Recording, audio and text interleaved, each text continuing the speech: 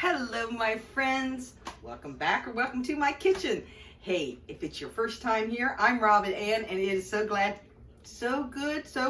I can't talk, but it's good to see you guys. I am so happy to be able to share this delicious recipe that I have for you. My video before this, I actually asked a couple people because I wanted to make a side dish or a pizza with some riced cauliflower. And I got some comments, and one of them was a keto mash that you can make with this. Super easy. I've made it. I'm not in the mood for that because literally I am taping this today, and I'm going to have this as one of our side dishes tonight. And I'm going to be uploading it. So this is almost like a vlog, I guess. What the heck, a vlog? But we're having this with some pork chops that I threw in our crock pot. So if you'd like that recipe, put it down in the comments like, hey, what kind of recipe you got going on in that crock pot? Because it's going to be good. But I wanted to make a side dish with the rice cauliflower that I make quite often. It's delicious. It really is. It's got cheese and everything in it. So please make sure you hit that subscribe button and ding that bell so that you'll get notifications for when I do any of these videos as far as recipes. I do taste tests because it is called Cooking Life. You know what I mean? I'm trying to help everybody out, figure out what things taste like, what they texture, and if you want to spend your money on it, you know, but you do you because everybody is different. So let's get on to today's video and side dish because I want to get this bad boy in the oven. Now, speaking of oven, let me go ahead and turn that on to 350. We're going to get that started.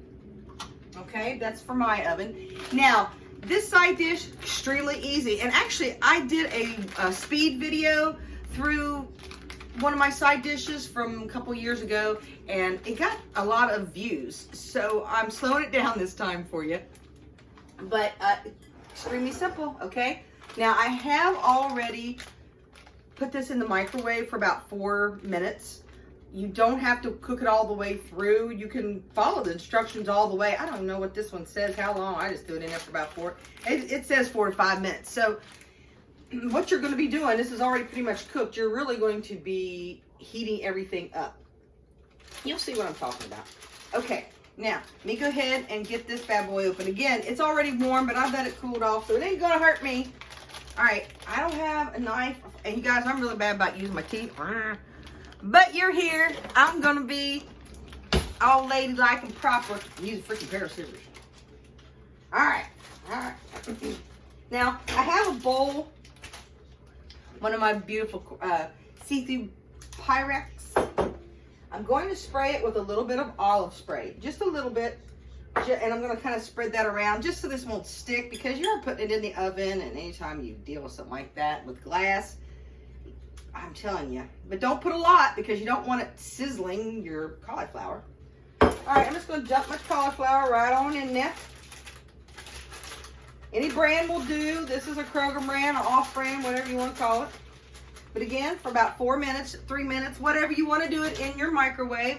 I need to grab a bowl. Y'all talk amongst yourselves. I'll use this big mug bowl because I'm going to set that aside, and in here, I'm going to do some mixing of the different cheeses and seasonings.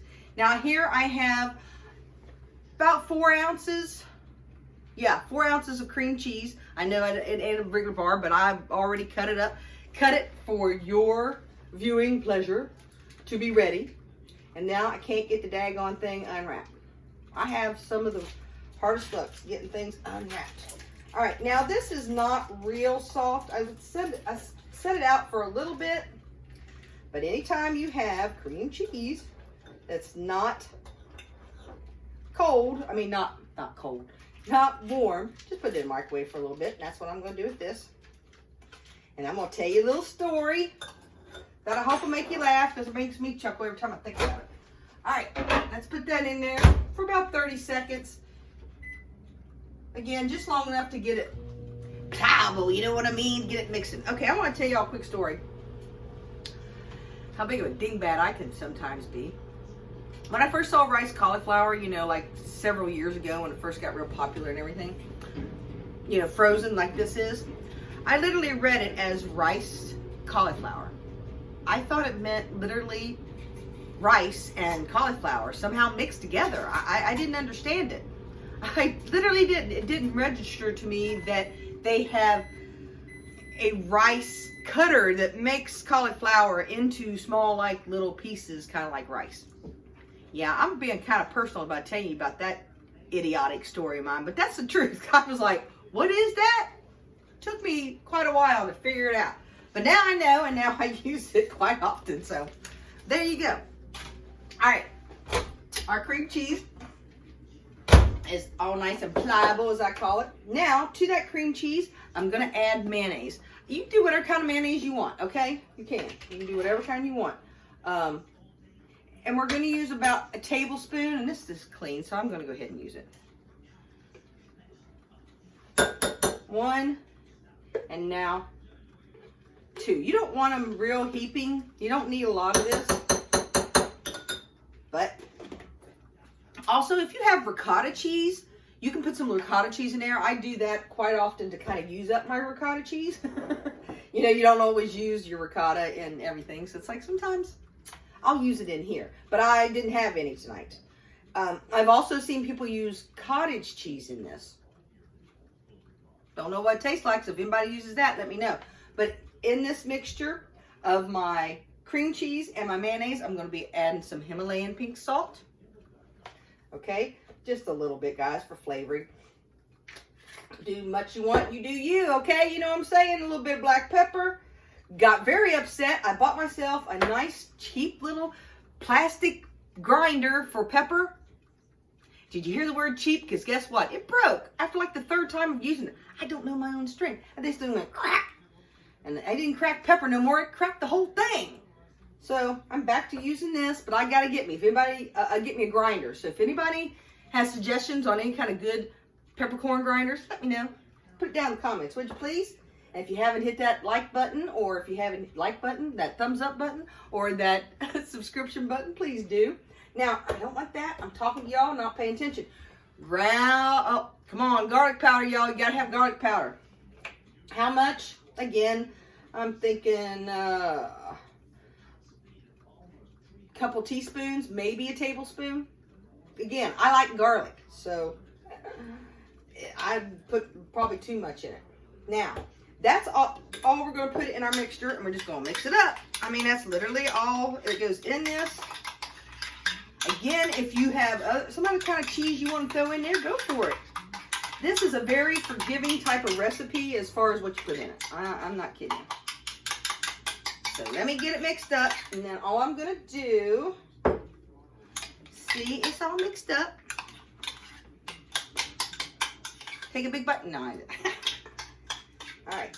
I'm going to mix this right in the bowl that I am cooking in, okay? Get it all that goodness on up out of there. Now, come on. Ooh, that's good. That's some good stuff. Ooh, that's good. Yeah, you got to get that good stuff out there. Don't be wasteful. Don't be wasteful. All right? I know. I'm saying don't be wasteful, and I should be taking a... Oh, heck, I got as much out as I'm going to get. That's what I'm talking about. All right. I got some on my fingers, y'all. Please excuse me while I wash that off real quick. But anyhow, we're going to start mixing. Now, if you want to, you could even not put your spices in until you got, you know, you can put it right in your riced cauliflower if you'd like. You don't have to. If you don't want to, you know, keep it all to one bowl. Well, you want to make sure that your cream cheese is nice and pliable, as I say. Okay? All right, look, see, it's just mixing up. Just a mush. Let me get this towel out of my hands so y'all can see. Pardon me. Now, something I am noticing, so I'm going to put a little bit more black pepper. Just a little bit. Just a little bit. But here's what I am going to use that I didn't pull out. And that's white pepper. White pepper is not as strong in a recipe, but yet it gives you some of that peppery flavor. I like it, and it's much better to use if you have someone that you're cooking for says, I don't like pepper. Use white pepper. Use white pepper if you got someone in your household don't like it.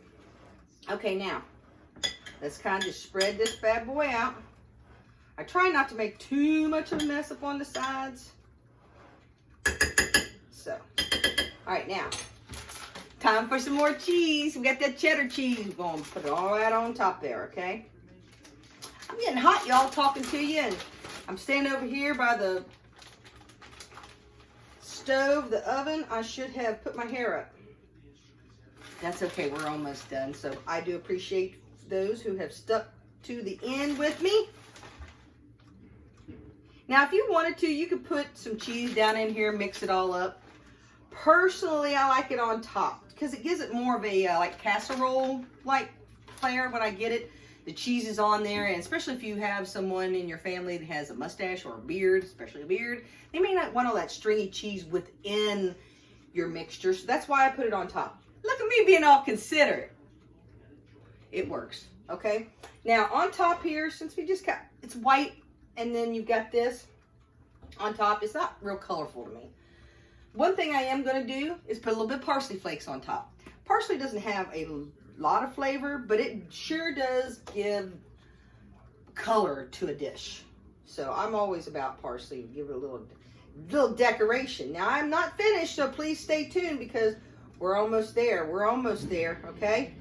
See, I'm just sprinkling this out. I have to do it in my hand because this doesn't have a shaker on it. Kind of weird. Okay, a little bit more, and now I'm done. All right, now, next thing, since I'm wanting this to brown nice on top, paprika, guys. Paprika to me does not have a flavor unless you get like smoked paprika. I better say the right word.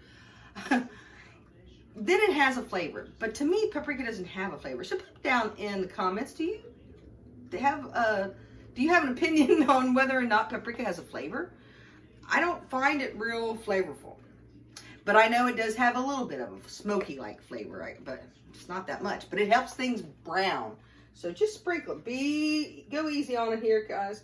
You don't want to get too crazy with it, but just a little bit. All right. I want to show you what we've got.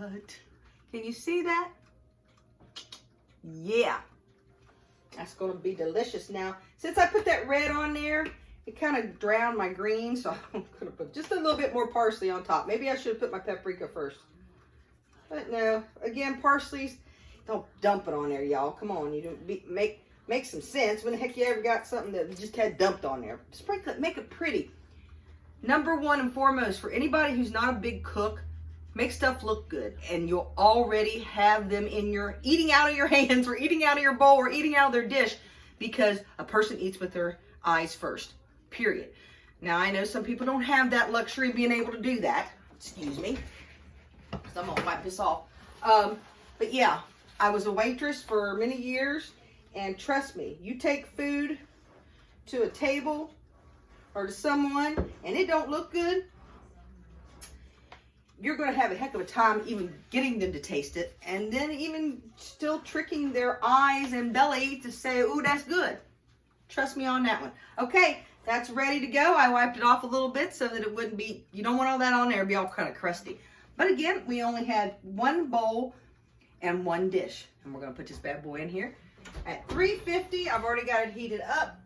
Ooh, that's hot. Okay, and I'll set my timer for about 15 to 20 minutes. Again, guys, you're not really cooking anything. You're heating up the cheese. You're getting that cheese nice and melty, but you do want a nice crust on top, you know, kind of give it a little browning. So I'm going to timer. I'm going to put 15 minutes and then I'll check back. And of course, in my picture will be, you know, what it looked like. I can't tell you all how much I appreciate you being here.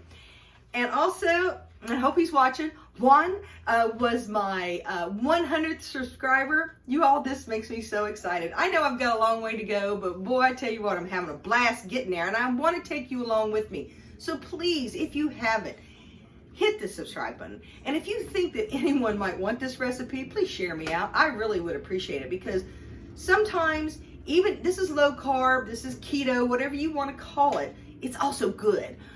I'm not going to make something that I don't think tastes good. And if I do, I'm going to tell you it's not one of my favorite recipes, but other people like it, blah, blah, blah.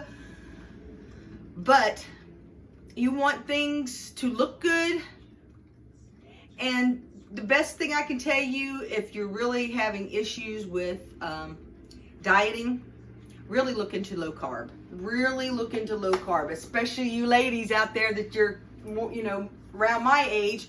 Am I going to tell you my age? No. You can guess it, I'm sure. It ain't like I would hide it anyhow, but I'm just saying, when you get a little bit older, low carbs is the way to go. I've taken up y'all your time so much today. I really appreciate it. I got a little bit more to do, and then I've got other things to do, and I've got more videos to make, so please hit that subscribe button, y'all. Thanks so much for stopping by, and you know what? I'll see you next time. Thanks. Bye.